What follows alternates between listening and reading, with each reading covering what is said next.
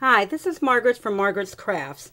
I've been just learning about Copic markers and digital images, and I wanted to show you so far what I've learned.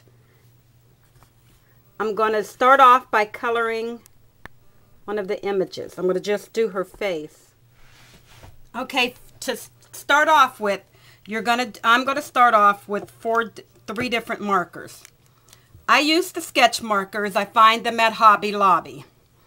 I'm going to use E11, E13, and E57. I don't have the mid-tones yet, and I couldn't find it when I went to go buy it. So I'll show you what I'll do with the tip to just pull a little bit of dark to make my shadowing with the E57. Okay, you're going to need to have a light source to show you which way to shade and which way to do the shadow. I saw this on somebody else's video, and I just made it up. It's just a piece of acetate that you get when you buy something, and I just use something to make my light source and draw my lines down with the marker.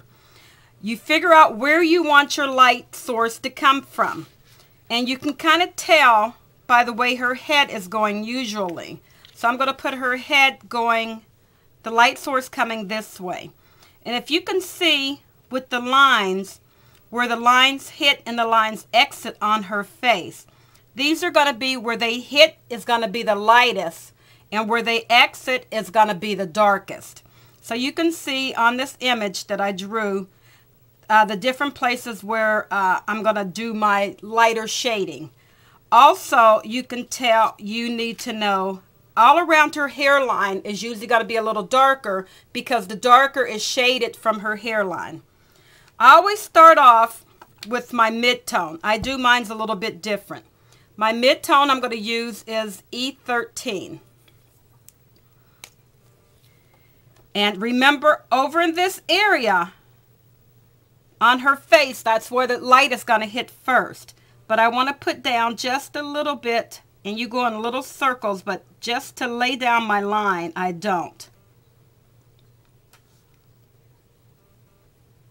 And wherever you think, like the little ear, you know, her ear's a little darker, your ears are a little darker than your skin tone.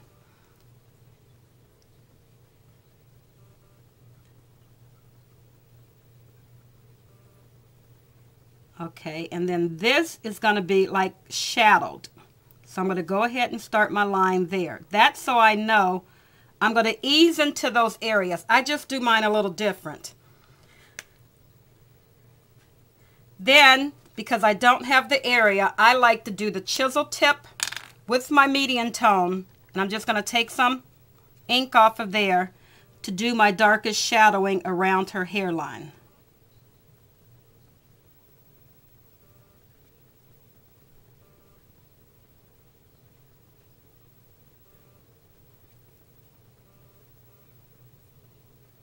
And all you do is you tip it on there to get a little bit onto your brush there yourself. That is going to be my darkest shade right there, right into her hairline.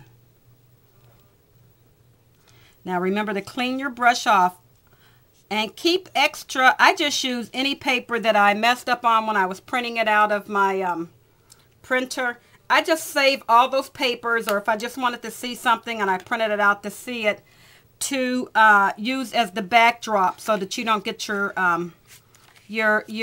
paper messy, and plus you can clean your brushes off. Now I do like a feathering. I grab that dark with my medium tone and kind of like right at the edge of the dark, not the whole dark, right at the edge, and bring it in to bring some of the shading in a little bit. Okay, now I'm going to go, after I got it in, I'm going to go ahead and do my circles to cover up any of my lines. And I'm going to work my way in a little bit to my area that I want it shaded. And usually I try to do like the shape of the face as I'm going around. Now, I'm going to take my lightest color, which is going to be my E11, And I'm going to go circling around in it.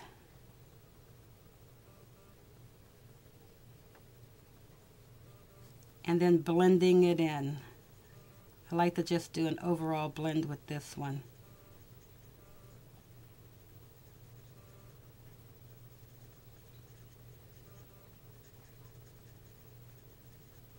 Okay, and if I see that I want a little bit more of the shadowing, I'll just take my brown again, my darkest, my E57.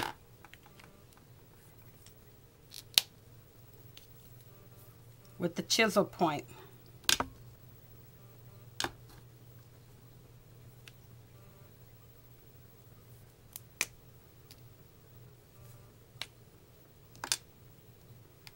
And take the marker of my E13 and do the same thing. Brush it off a little bit, and I just want to do just a little bit more of the darker shading in. Just always put a little bit of the dark in first, because you can always go back and add more. That's how I do faces. And remember, underneath her neck, it's going to be a little darker right here under the neck. And then you could go out and get her neck done. Same thing with her hands. You got to figure out where the light source is coming from. And with items that are this small, I don't usually use the 3 colors. I usually just use the 2 colors. So we know the ones that are further away. When I use the 2 colors, I just take and color the whole thing with the one main color. Then I'll go back in, and you're just using a very light touch. Then I'll go back in and I will put on the darker shadowing.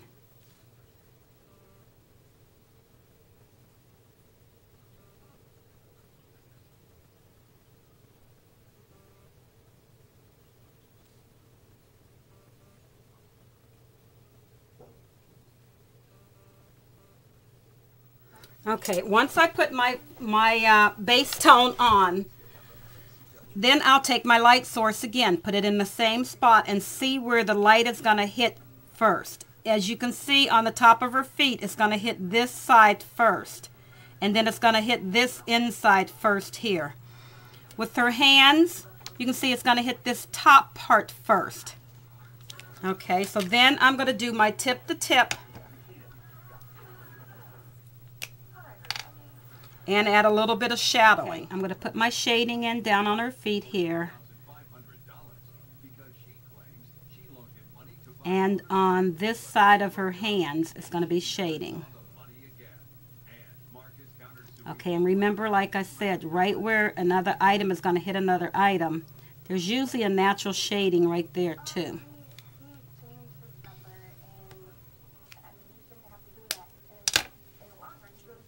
Okay, now all I'm going to do is feather my colors into the other color a little bit. He changed his phone number because prior to our relationship, he did have a lot of girlfriends. And I'm not really going to, where it's touching right up against the item, I'm not going to really feather in that one that much. And so our relationship, we grew closer and closer. We didn't have just a relationship, we had a friendship too. We were together all the time.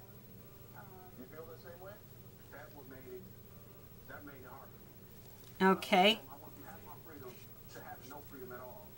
And that's how I did. So it was like you're married all of a sudden. Yeah. Okay, so what she is taking as intimacy and closeness. And that's how I did the face and the feet and everything on this one. I'll show you again how I'll do another video to show you how I did her clothing. Thanks for watching.